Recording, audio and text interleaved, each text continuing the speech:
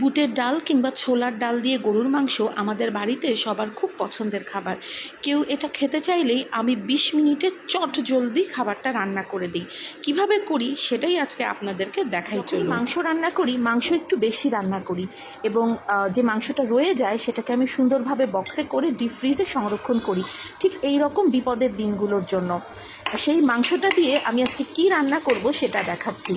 একটু তেলের ভেতরে তেজপাতা আর এলাচ দিয়ে দিলাম, সাথে দিলাম সামান্য একটু পেঁয়াজ। আজকে বেশি পেঁয়াজ কাটার আমার একেবারেই ধৈর্য নেই, আমি ৬-৭টা পেঁয়াজ কেটেছি, সেটা দিয়ে রান্না শেষ করব।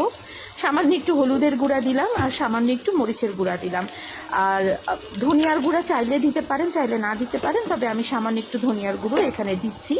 দিয়ে আমি মশলাটাকে সামান্য একটুখানি নেড়ে নেব এবং মশলাটা নেড়ে এতে আমি দিয়ে দিব হচ্ছে সেদ্ধ করে রাখা ছোলার ডাল বা বুটের ডাল, যেটাই আপনি বলেন না কেন। এটা আমি আগেই সেদ্ধ করে রেখেছিলাম, সন্ধ্যাবেলাতেই সেদ্ধ করে রেখেছিলাম। তাতে কুকিং টাইমটা অনেক কম লাগে, আবার এটা সেদ্ধ করে কিন্তু ফ্রিজে বেশ কয়েকদিন রাখাও যায়। আমি মশলার ভেতরে ডালটাকে দিয়ে একটু ভেজে নিচ্ছি। এখানে যেহেতু কোনো কাঁচা আদা রসুন নেই, তাই আলাদাভাবে মশলা কষানোর কোনো প্রয়োজন নেই। এবং এরপর আমি নর্মাল তাপমাত্রার পানি এতে দিয়ে দিলাম। ডালটা আগে থেকেই সেদ্ধ করা আছে, যদি আরেকটু সময় কমাতে চান তাহলে একটু গরম পানিও দিতে পারেন। আর এই যে দেখুন, আমি ডিপ ফ্রিজে যে মাংস রেখেছিলাম সেই মাংস, এটা বিফ, তবে মাটন দিয়েও করা যাবে। আমি সেই মাংসটা বের করে নিয়েছি এবং মাংসটা আমি সোজা দিয়ে দিচ্ছি হচ্ছে মানে ডালের ভেতরে।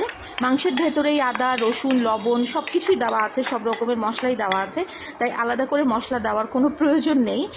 যদি মাংসের ঝোল কম থাকে তাহলে আপনি আলাদা একটু মশলা বেশি দিতে পারেন, তবে আমার মাংসে আমি যথেষ্ট মশলা বা ঝোল রেখে দিয়েছিলাম, তাই আলাদা করে দিতে হবে না। এরপরে আর কিছুই না, এটাকে আমি ভালোভাবে ফুটে ওঠার টাইম দিয়েছি এবং তারপর লবণটা চেক করে একটু লবণ দিয়ে দিলাম, কারণ ডালের জন্য আলাদা ভাবে লবণ প্রয়োজন হতে পারে। যদি তরকারিতে লবণ বেশি থাকে তাহলে না দিলেও চলে। এবং এটা আমি রান্না করব যতক্ষণ পর্যন্ত না ডালটা খুব ভালোভাবে সেদ্ধ হয়ে যাচ্ছে এবং ঝোলের পরিমাণটা কমে যাচ্ছে। এবং এরপর হচ্ছে সেই ডালের ভেতরে বাগার দেওয়ার পালা। বিশ্বাস করুন, এভাবে রান্না করার পরে কেউ বুঝতেও পারবে না যে আপনি আগে থেকে রান্না করে রাখা মাংসটা দিয়ে বুটের ডালটা রান্না করেছিলেন। এই যে দেখুন, বেশ কমে গেছে।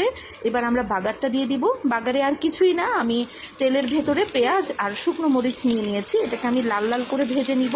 লাল লাল করে ভেজে তারপর আমি ডালের ভেতরে এটাকে ফোড়ন হিসেবে দিয়ে দিব। চাইলে খানিকটা বাড়তি ভাজা জিরার গুঁড়ো অ্যাড করতে পারেন, সেটা দিলেও খুব ভালো আসে স্বাদ। আমি ভাজা জিরা দেওয়ার অংশটুকুন ভিডিও করতে ভুলে গেছি, আমিও দিয়েছিলাম।